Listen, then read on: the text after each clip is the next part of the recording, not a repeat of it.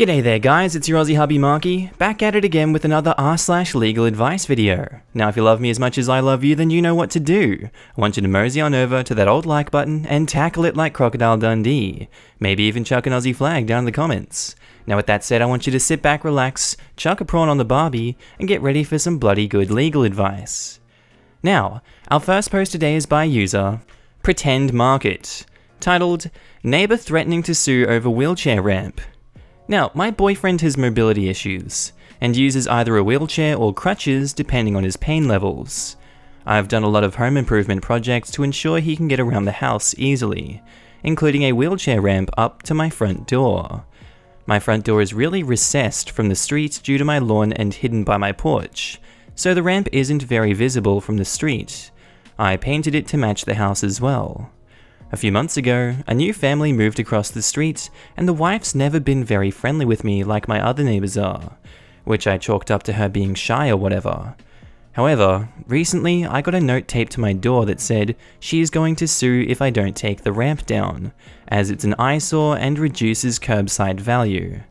I have no idea what she means since you can't see the thing unless you know what to look for, and really get up into my property as confirmed by my neighbors and friends. She refused to answer the door when I went over to talk to her about it. I'm trying not to lose my temper over this, but it's hard. There's been many times my boyfriend has been screwed over by so-called handicap accessible places, and I don't want my home to be one of them. Does she have any sort of case? I'm in Washington. So, she's claiming that your ramp is causing the value of her house to decrease. The ramp was up when she bought the house? Then surely any decreased value was already taken into account when she had estimates and made an offer on the house that she bought. If everything had permits, it is up to code, you have nothing to worry about anyways. They say the ramp was up when she bought the house. I installed it about a year ago. I guess she could argue that she didn't see it. But if she didn't see it for so long, wouldn't anyone she'd sell to also not see it? Ugh, this is making me so mad. Washington State real estate appraiser here. The argument that the view of the ramp would in any way affect the value of this person's home is laughable. You would have to find other homes that sold that had similar views of ramps and prove that due to those views, the value of each of those homes was affected. Just not possible. The real issue here is that your neighbor is an asshole. For that, I'm sorry. The only issues you should worry about are the time and expense of getting this person off your back. Just want to clarify that in general, no one has a right to high property values or any claim against a neighbor for using their property as they see fit. So even if you did build it after she moved in, she still wouldn't have a legitimate case here. There is a small amount of grey area. That is, if you built something with the specific intent of harassing and harming her, or if you're in an HOA. But in this case, feel free to tell her to pound sand. If she does actually sue, be sure to respond. Lawyer here, not your lawyer, not a Washington lawyer, but she has no case. These sound like the type of people who will come onto your property and fake an injury, likely related to the ramp, to establish grounds for a suit. My advice would be to serve her and every other person living at that address with a trespass notice served by a sheriff. You want it drafted to encompass agents, employees, servants, etc., so that they cannot send someone to your property. If they violate the notice and enter your property, call the police, have them arrested, press charges. Spend a couple $100 on a lawyer and a few more bucks on sheriff service. These are crazy people. Do not try to reason with them. Real estate agent here, not Washington, but this applies to all 50 states. Get a copy of the ADA laws. It is explicitly stated that all accessibility improvements are exempt from any HOA or deed restrictions. This right here will stop them in their tracks.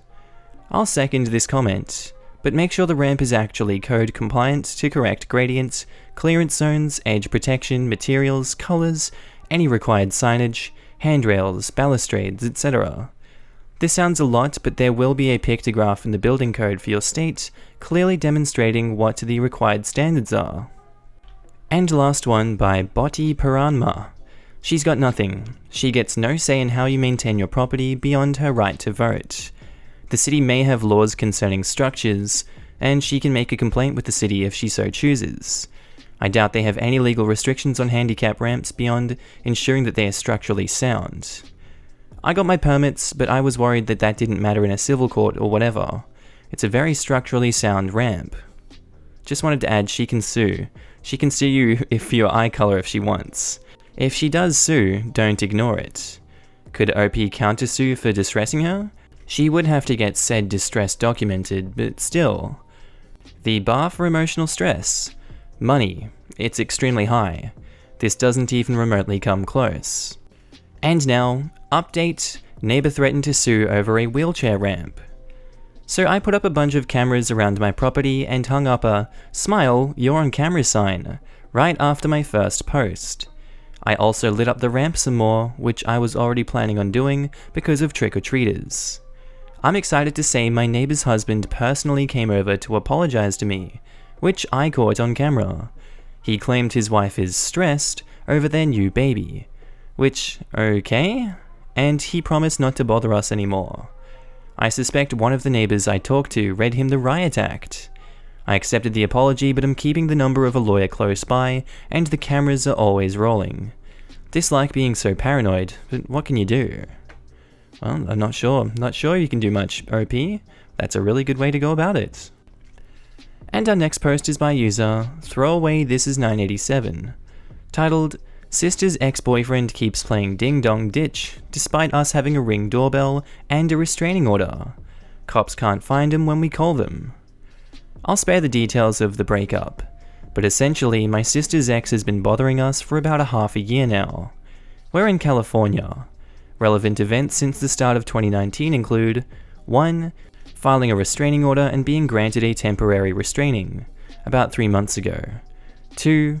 Ex being arrested for violating the temporary restraining order and being jailed for a day. 3. Getting the permanent restraining order. 4. Being arrested for violating the permanent restraining order for a month and being released on probation. Probation conditions explicitly state he is to not contact my sister or be within her vicinity. Despite being on probation, he's playing Ding Dong Ditch at random times during the late night for the past week. We have video evidence of him being there through our Ring doorbell. We've called the cops multiple times and they take a while to get here, and by that time they can't find him, or they don't try too hard. Her ex is homeless, living in his car, probably, and disowned by his parents, so we really don't have a clue where he is during the day. It was easier to get him arrested the first couple times because he actually stuck around for someone to open the door. But now he's given up on that completely, and he does not seem in his right mind anymore. Last time I spoke with him, he claimed to be hearing voices, and we've heard him talking to himself a couple of times on the Ring videos.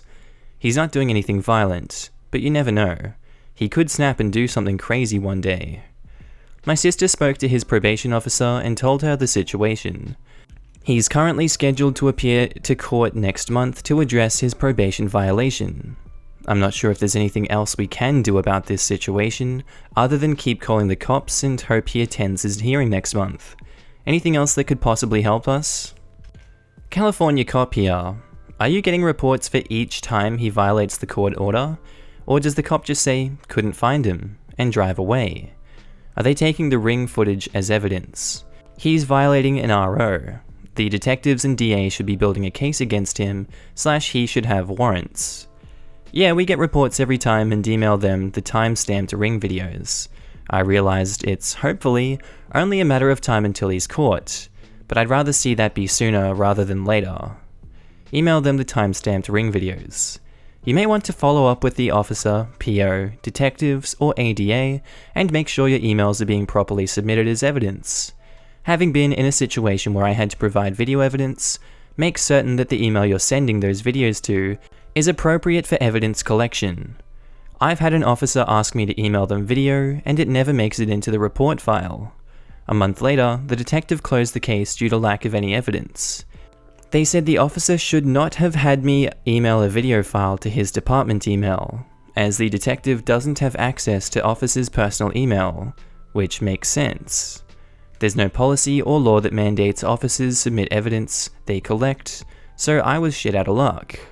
I learned the proper procedure for my area was to burn the video on a CD and label it properly, then bring it to the station for the detective. It was more work than just emailing a Dropbox link, which is what I'd done previously, but then it's legally entered as evidence. As others have said, you should get a copy of the reports, etc. But it honestly sounds like you're waiting for him to be arrested. Depends on how your county works, your sister can probably talk with the ADA on his probation violation case and make sure he knows what's been going on. Where I am at least they communicate with victims regularly. Machem says, "It wasn't clear to me if you were reporting every incident to his parole officer in addition to the police. If not, that might be helpful. I suspect that the parole officer has more ability to persuade the police to take this seriously and work at it than you do. Clearly the police could locate this person and arrest him for violating the restraining order if they really wanted to. They would simply need to station an officer where they could view your doorbell. They have chosen not to prioritize it high enough to do this. Perhaps because of other more serious crimes requiring their attention, perhaps because they don't believe the situation to be serious. Your goal is to change their minds about the priority of your case. We plan to call the office again during the weekday to give her the new case numbers. Not sure what they're able to do than they already have, i.e. report probation violation, but better than nothing, I guess. Exactly what I was thinking. This isn't an area of law that I'm familiar with, so forgive me if I'm wrong, but aren't people on probation required to check in with their probation officer? Not sure about others, but his probation officer said he was supposed to meet with the officer every week or so, in addition to weekly classes on domestic violence.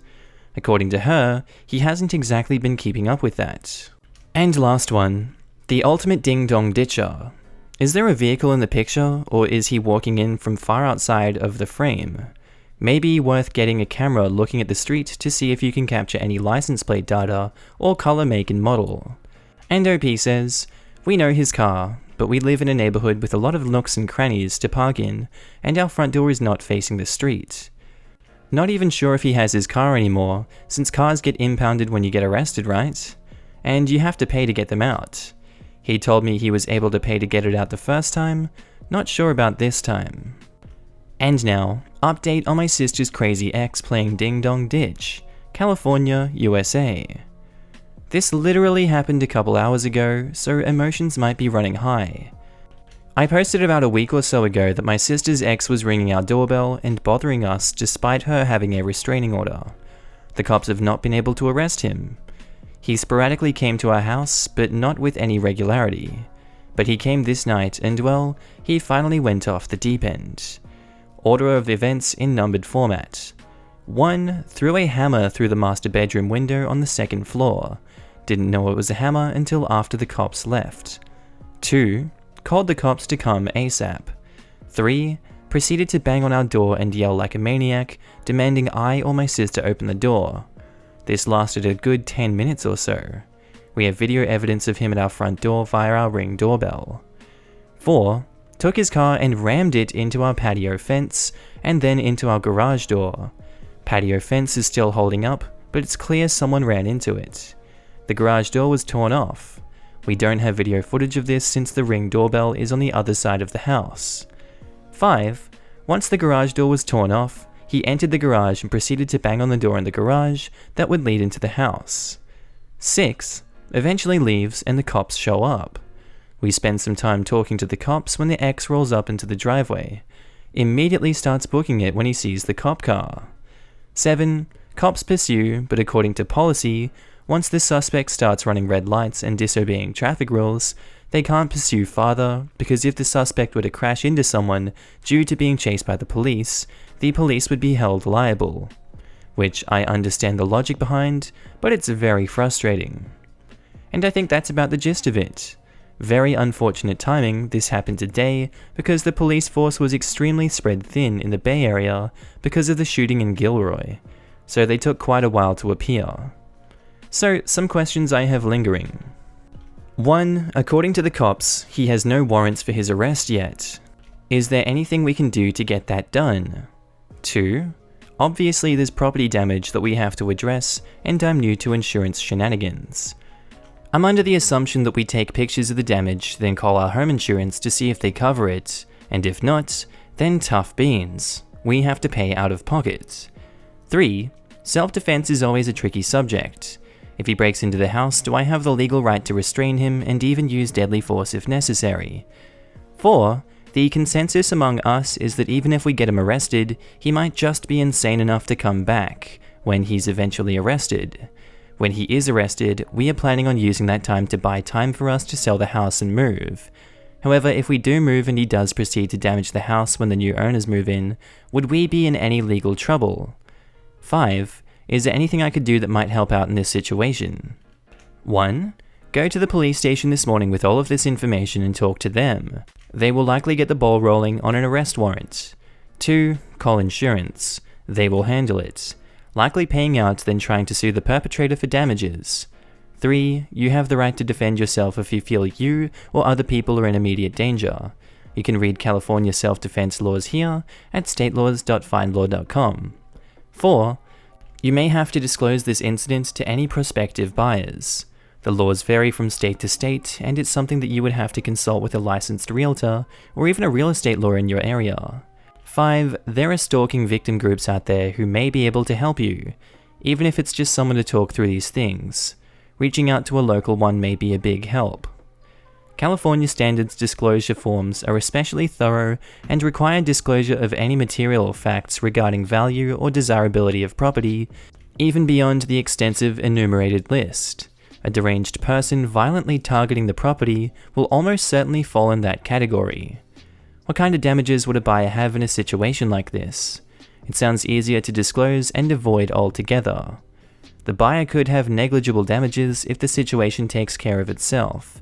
Alternatively, the house could come in to carry a negative stigma that deters other buyers. In the worst case scenario, this guy does not realize they've moved and wreaks havoc upon it once again, or simply just tortures it. That's just lovely, isn't it? Another person asks the OP, "Are you sure you have a restraining order? The cops aren't acting like it." Yes, we do, and it's very frustrating that we cannot effectively enforce it since police response time is so slow. Your Ring doorbell footage is not sufficient evidence of him violating the restraining order for the police to issue an arrest warrant? I would think it should be, and as another posted, you need to go to the police station with that evidence and get them to issue an arrest warrant. If it isn't sufficient evidence, I would be interested in the rationale behind their thinking. And the last one, you need to contact his probation officer. They can file paperwork to revoke his probation and don't need to involve the cops. Call the probation officer to let them know what happened. As mentioned in the initial post, he has a court hearing for his probation violation scheduled this week on Friday. If he fails to show up, which is very likely, the probation officer said there will officially be an arrest warrant for him without bail. Have you taken out a restraining order as well, or just your sister? If he does show up, then maybe you could have him served with yours as well, as he'll be violating both each time that he comes to the house. Just my sister for now, although her order does cover my mother and dog. Not a very threatening one though, who live with both of us. Here's a bit of digression. When we were filling out for the application, I volunteered to stay out of the order because you need someone that is not protected by the order to serve it and have it be legit. So when we finally got the order, the next time he came to our house, I opened up, served the papers, and promptly closed the door on him. We thought that would be the end of it, if only. And now on to update. Sister's crazy ex played Ding Dong Ditch before vandalizing our house, California, USA. Backstory. My sister's crazy ex-boyfriend has been arrested multiple times for violating her restraining order against him. However, he is extremely persistent and stupid and played Ding Dong Ditch on us for about a month before escalating to vandalizing our house and attempting to break in while my family and I were home. So, hello everyone. Yeah, I'm still alive. A happier update this time around. So 2 days after the incident, I go to work, but my sister was at home and saw her ex parked near our house, smoking weed and probably high out of his mind. So she calls the cops, and they amazingly do not take hours to show up. The cops and the ex go back and forth for a while before the idiot starts trying to drive away, but he's stopped soon enough and he's arrested. On the legal side of things, he got his probation revoked, not sure how that benefits us, but and was ordered to be held in custody with no bail. My sister and I actually had to go to court today for his preliminary examination, but we ended up not being needed. Apparently the defense is calling for a medical evaluation because they are questioning the competency of the defendant to stand trial. The DA for the case told us the evaluation will last up to 3 months. Not sure if I heard this right. Seems a bit long, but what do I know? If he's deemed competent, the court proceedings will proceed. If not, then they'll transfer him to a hospital to try to rehabilitate him, and if successful, then they'll continue the court proceedings. So from my understanding, my sister and I are just waiting for the evaluation to be finished, and then we will go from there. In the meantime, he's still in custody with no way out. Now we are thinking of relocating, which is a whole other can of worms, but at least we bought some time. Many thanks for the people who gave out advice in the earlier posts. I hope my family is through the worst of this situation. Once things are all said and done, at least I walk away from this with a much better understanding of the justice system. And I hope that they, do get this all sorted. That's looking really good for them, honestly. And our next post is by user Open Book Policy, titled, "Second grader peed themselves after being told 3 times they couldn't leave the classroom to go to the bathroom." I'll keep this short. This is Oregon. Our second grader was told 3 times that they were not allowed to exit the classroom to use the bathroom, even after saying it was an emergency. He's embarrassed that he peed himself. Contacted the principal and they defended the substitute teacher that was in charge that day. The substitute teacher is also supposed to contact us for more information. Is there anything else we can do about this? Our son should feel safe at school. He is easily embarrassed and can get emotional at times. He has gone to a therapist on and off before since he raised in a split home. So this is just one more thing to affect him psychologically. Not to mention this can also cause health issues. Is there a proper way to file a complaint against the school after talking to the school with no actions or resolutions? Teacher here, although I have high schoolers that should be regulating themselves better, i.e. going during passing periods and lunch. Outside of an emergency, like a lockdown or weather emergency, a little one with a little bladder should be allowed to go at will, unless the school has protocols about being escorted or one out at a time, etc. Or the student has an existing behavior issue and can't be trusted alone. I had one that would clog toilets, write graffiti, vape, 420, and he always had to have an office aide escort. I agree with the advice. Tell him just to go, respectfully, and then report to the principal, respectfully, and it should be fine. Principals back subs because they need to keep subs. There's never enough subs. Edits, realize this was legal advice, not the teacher subreddit. As far as legally, you can contact the superintendent of the school board. They would be next up in the chain of command. Lay out the facts and ask for clarification to the school/district's policy on restroom use by students. Thank you for the information. I'll look into the handbook to check if they have protocols in place that I'm unaware of. I edited with a little more information about the next steps. I'm assuming that your kid is just little and doesn't have a medical issue. I've also taught children with kidney issues, and it is very clear in their paperwork that they can go whenever they want. No known bladder issue. He's about to turn 8.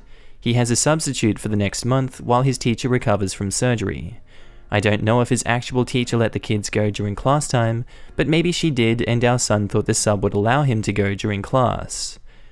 It never hurts to ask for a face-to-face meeting with the principal to get some more feedback as to why they defended the sub. Perhaps there is more to the story. Good luck, only a few more days until winter break. And Memore's Bear Cheese says, you can escalate any dissatisfaction with the school or the school administration to the school board. However, unless your son has a formal accommodation on file with the school that guarantees him immediate access to the restroom whenever he needs to go, there is no guarantee you will be able to force any action. Teachers are permitted to reasonably restrict when students are permitted to leave the classroom at most schools. And if the school sees the teacher's refusal as reasonable and in line with their policies, for example, if the child just had the opportunity to use the bathroom and did not do so, they may decline to pursue disciplinary action. Thank you, this is the info I needed. And they replied to the OP, I strongly suspect that the administration backed up the sub when speaking to you, but then called the sub on the carpet and strongly suggested that she make sure a situation like that does not happen again. Subbing is not an easy job, and subs are often inexperienced or retired teachers with antiquated methods. They are frequently treated horribly by the students, but schools need them desperately and there aren't enough people willing to do it due to the low pay and crappy conditions. My point is, the subs screwed up, but subs screw up a lot. The job is really hard, but they let inexperienced people do it because subs are needed so badly. Source, have been a substitute teacher on and off for some 20 years. Just a little side note, I've always wanted to be a substitute teacher.